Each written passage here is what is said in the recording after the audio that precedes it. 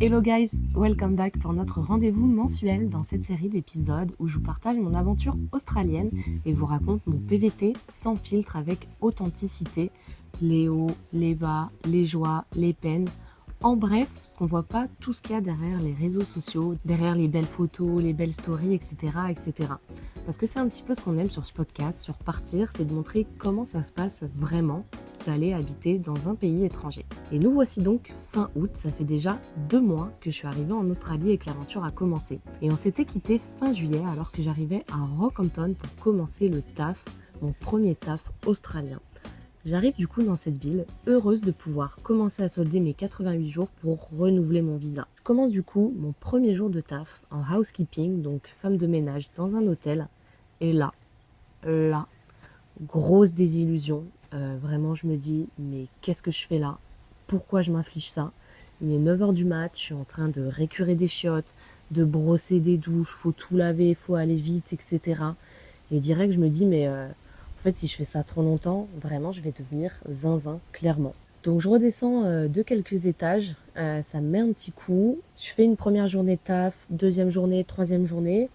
Quatrième jour, je fais un essai dans le restaurant de cet hôtel-là parce qu'il était convenu que je fasse et le ménage et le restaurant. Et là, double désillusion. Je me sens pas du tout bien dans le resto, j'ai envie de pleurer pendant le service, je me surprends le regard dans le vide à me dire je suis pas à la bonne place, là je suis pas où il faut que je bouge. Donc je sors du resto et là, tout mon projet est remis en cause. Moi qui étais persuadée de vouloir faire mes 88 jours le plus vite possible, je change totalement d'idée.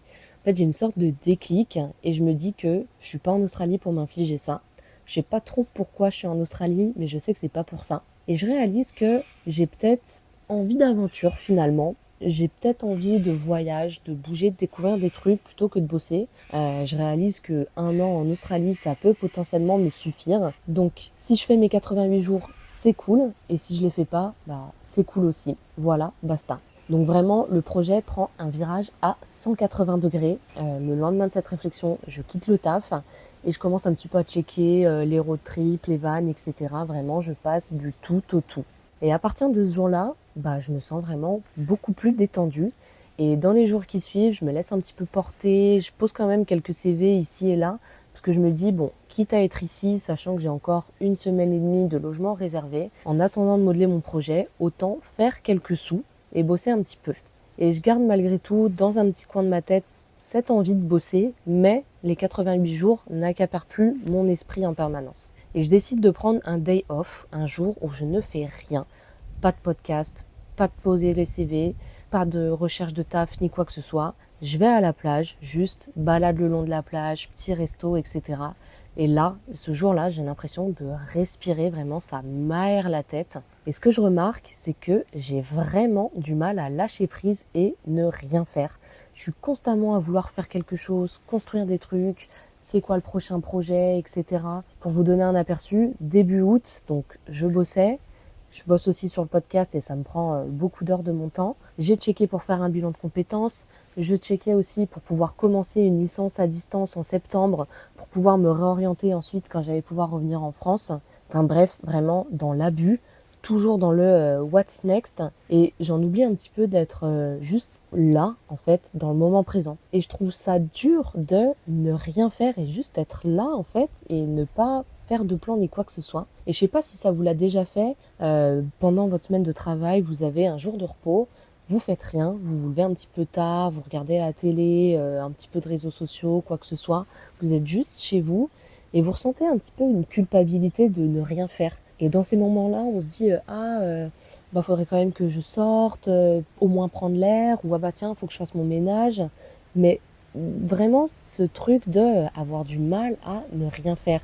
Et je trouve ça ouf quoi, comme on a toujours envie de faire quelque chose, etc. Et d'être ici, sans taffer, sans projet fixe, je suis un petit peu face au rien. Et ça fait bizarre de nager et d'être dans ce rien. Et je pense qu'en fait, on est dans une société où on est habitué à être tout le temps stimulé, dans une société où tout va vite, société de l'immédiateté, on veut tout de suite, on passe d'un truc à un autre en une fraction de seconde, on se pose même pas 2 minutes pour respirer et réfléchir un petit peu à notre life ni quoi que ce soit. Et je pense pas que ce soit vraiment adapté à l'humain parce qu'on a besoin d'un temps d'adaptation. Déjà, juste rien que mon corps, physiquement parlant, je ne suis pas totalement adaptée à mon environnement. Et ça, on n'en parle pas beaucoup. Le transit totalement en vrac, la peau qui luit, etc. Pourtant, je suis dans un pays développé, international, etc. Mais mon corps a été habitué toute sa vie à manger un certain type de nourriture et être dans un certain climat. Et là, de changer, j'ai besoin d'un temps d'adaptation. Et le corps, on le voit, donc on peut se rendre compte de ça, mais l'esprit, on ne peut pas le voir. Et là où le corps est habitué à la nourriture et le climat, l'esprit, lui, il va être habitué à une manière de fonctionner, une manière de penser dans un certain environnement.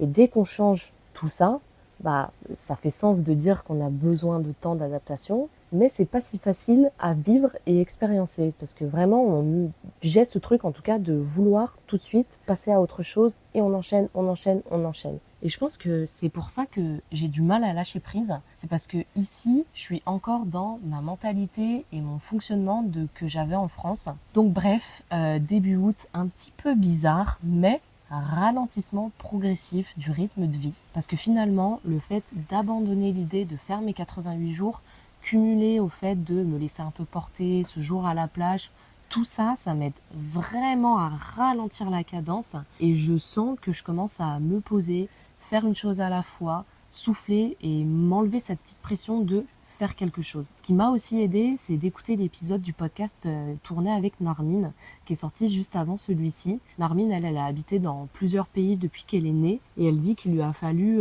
2-3 mois pour s'habituer à un nouveau pays et s'y sentir bien. Et ça me fait relativiser de me dire, oui, en fait, juste tranquille, chaque chose en son temps, ça fait que un mois et demi que t'es là, tranquille, quoi. Et j'ai l'impression d'un peu me répéter sur ce point par rapport à l'épisode de juillet, mais je pense que ça souligne le fait que les choses demandent du temps et que un mois, ça suffit pas forcément à évoluer sur les points qui nous bloquent, entre guillemets. Tout ça pour dire que il m'a fallu passer par tous ces points et tous ces petits trucs pour ralentir et me sentir mieux. Et je trouve ça intéressant d'en parler parce qu'au final, chaque expérience qu'on va faire et chaque étape qu'on va faire, ça nous amène à quelque chose et il y a du bon à en retirer. Et c'est vraiment un processus pour arriver à ce vers quoi on a envie d'aller. En fait, les choses se font pas en un claquement de doigts. Et genre, c'est pas en un claquement de doigts qu'on va avoir une vie de rêve à l'autre bout du monde. En fait, il se passe plein de trucs avant ça, quoi. Donc voilà, 2 premières semaines d'août, Rockhampton, un peu de taf, du chill, des rencontres sympas dans l'auberge de jeunesse. La vie se passe quand soudain, mi-août, je reçois un coup de téléphone d'une entreprise pour laquelle j'avais postulé. Un taf un petit peu atypique dans une zone reculée. Donc c'est un taf que j'avais trouvé sur un groupe Facebook parce que ça fonctionne beaucoup comme ça ici. Il y a beaucoup d'annonces sur les groupes Facebook et sinon aussi c'est beaucoup le bouche à oreille dans les auberges de jeunesse, les contacts que tu fais, un pote qui connaît quelqu'un, etc. Bref, je postule et là, je suis prise et je suis trop contente parce que je m'étais dit, quitte à bosser en Australie, autant que ce soit pour quelque chose de différent, dans la nature, une ferme ou autre, peu importe, plutôt qu'un resto dans une ville, chose que je peux plus facilement faire en France. Rêve qui se réalise parce que l'entreprise, en fait, c'est des lodges de vacances au milieu de la forêt où des groupes d'une vingtaine de personnes viennent, restent environ 2 jours, puis ensuite vont à un autre endroit et les groupes s'enchaînent tous les 2 jours. Mais vraiment, c'est un lieu au milieu de rien, dans une zone reculée. Et il est prévu, moi, que j'y fasse du ménage et du service au resto. Donc, mi-août, ciao Rockhampton, ciao le Queensland, hello le nord du pays. Et là, vraiment, c'est le début de l'aventure. Premier jour, j'arrive dans un mini-avion, j'atterris. L'aéroport, littéralement, c'est un cabanon en bois. Le manager vient me récupérer. Il me dit, vas-y, je vais te montrer les alentours en allant au lodge. Donc, on passe à travers le village de là où j'ai atterri. Donc, c'est un village aborigène. Ça fait assez pauvre. Il y a pas mal de déchets partout. Au milieu de la route, je vois un chien assis qui est en train de tourner sur lui-même. Je me dis, mais what the fuck, qu'est-ce que c'est que tout ça? Il y a des chiens errants ici et là. On arrive au bord de l'océan. Là, le manager me dit, voilà, c'est là que les clients ils viennent pêcher, mais on peut pas se baigner parce que il y a des crocodiles partout.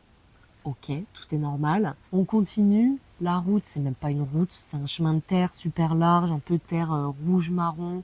On est là, on roule en gros 4x4 et tout. On roule genre 20 minutes au milieu de rien. Vraiment, il n'y a que des arbres partout.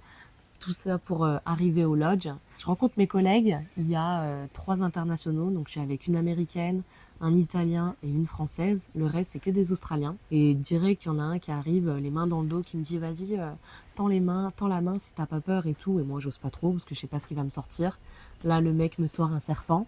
Je me retrouve avec un serpent dans les mains. Je viens d'arriver. Le soir, pareil, il y a des oiseaux qui viennent à la terrasse du resto. On me dit ouais, bah on peut nourrir les oiseaux et tout. Là, je vois que la nourriture des oiseaux, c'est des bouts de bœuf cru. Moi, je pensais que les oiseaux mangeaient des graines.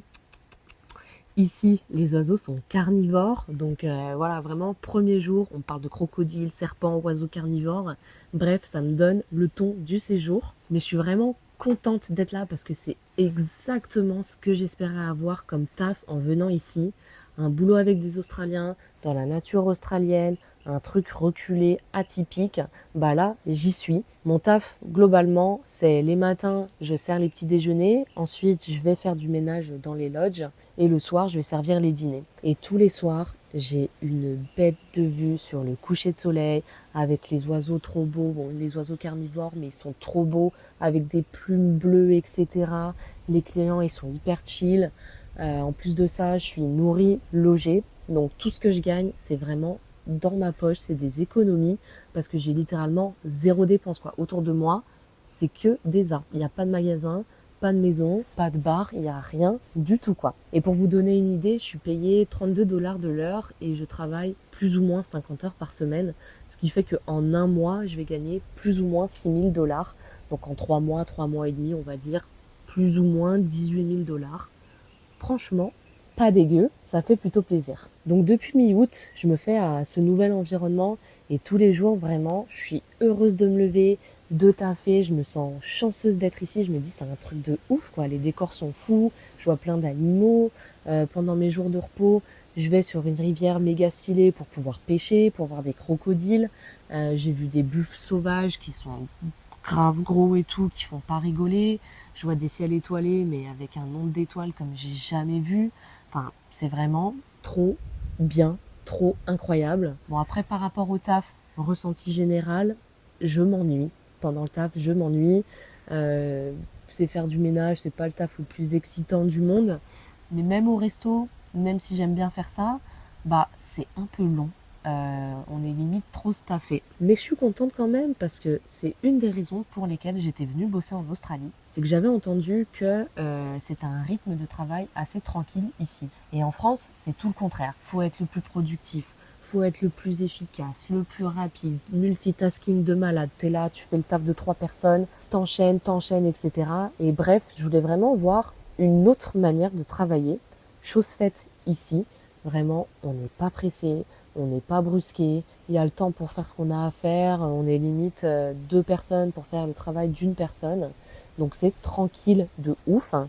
Mais j'avoue que c'est un petit peu difficile à gérer parce que c'est contraire à ce que j'ai appris sur ces au moins 10 dernières années. Donc je me sens un peu frustrée de m'ennuyer. Donc oui, je vais gagner de l'argent, oui, je vais faire des économies et oui, je vais pouvoir renouveler le visa.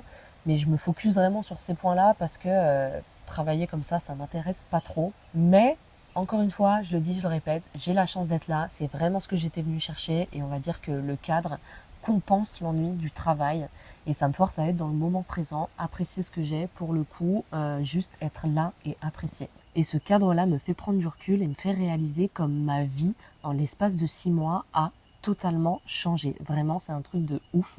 Il y a 6 mois, j'habitais dans une grande ville parce que j'étais à Lyon. La vue de ma fenêtre, c'était des immeubles, du béton, je voyais pas l'horizon. Mon taf, c'était un taf de bureau. J'étais en open space, sur l'ordi toute la journée, avec un niveau de stress assez élevé. Là aujourd'hui, j'habite dans un bunker au milieu de la forêt tropicale. J'ai vu sur des kilomètres et des kilomètres de forêt. Je suis au milieu des serpents, des oiseaux, je vois des crocodiles, je mange du poisson frais tous les jours. Le taf, c'est hyper tranquille, pas de stress. Je suis là, je rigole avec des Australiens, les clients, etc. Enfin vraiment, c'est totalement opposé de ce que j'avais il y a 6 mois, quoi. Et ça me fume de me dire que sur une décision, vraiment une petite décision, genre juste dire oui ou non à quelque chose, bah notre vie peut vraiment changer du tout au tout, quoi. Et vraiment, ça me fume de voir autant d'écart en 6 mois, quoi. 6 mois, c'est vraiment court, c'est rien du tout. Et c'est encourageant d'un côté de se rendre compte de ça. Perso, ça me fait vraiment me rendre compte que bah, on peut faire un petit peu ce qu'on veut dans la vie finalement. On peut prendre les chemins qu'on veut, les directions qu'on veut, surtout à notre époque. Et encore plus, je pense, quand on est français, enfin, on a tellement une liberté d'action et un champ de possibilités qui est tellement large. Enfin, vraiment, ça me fume. Je trouve ça vraiment incroyable, quoi. Et donc voilà, ça fait du coup 2 semaines que je suis ici dans ce cadre assez incroyable. Et conclusion de ce mois d'août, globalement, ce que ça m'a appris, c'est que petit 1, me laisser le temps d'arriver dans un nouvel endroit, lâcher un peu le contrôle, parce que c'est normal d'avoir du mal au début et notre adaptation, elle n'est pas aussi instantanée que le changement de vie qu'on effectue. Et petit 2, si quelque chose ne nous plaît pas, encore une fois, on bouge vraiment, c'est la règle à suivre. Il y a des alternatives et des options tout autour de nous, du taf ici, si on en veut, on en trouve. Donc si quelque chose ne nous plaît pas, on change. Et pour finir, juste accepter ce qui vient, parce que chaque pas nous emmène à un autre pas. Par exemple, si j'étais pas passée par la case Rockhampton, le taf pourri, etc., j'aurais peut-être pas réussi à lâcher prise, me détendre, ralentir. Je serais peut-être toujours stressée avec mes 88 jours. Donc, vraiment, laisser être ce qui est et avancer tranquillement. Je pense que c'est plutôt un bon conseil. Et on se retrouvera du coup fin septembre pour le débrief après plusieurs semaines de vie dans un lieu isolé. Est-ce que je vais péter un câble? Est-ce que je vais toujours kiffer? Est-ce que je vais me sentir seule? Vraiment, j'ai aucune idée de comment les choses vont évoluer. Donc je vous dis rendez-vous dans un mois pour pouvoir parler de tout ça. Et en tout cas, merci encore d'avoir écouté l'épisode. S'il vous a plu, je vous invite à laisser une petite note, un petit like, peu importe sur la plateforme sur laquelle vous vous trouvez. Et je serais curieuse aussi d'avoir dans les commentaires vos retours d'expérience pour savoir ce qui était le plus compliqué pour vous quand vous êtes allé vivre dans un nouveau pays, pour ceux qui l'ont fait. Je serais contente de savoir ce qui était le plus challengeant pour vous. Et sinon, je vous dis see you in September.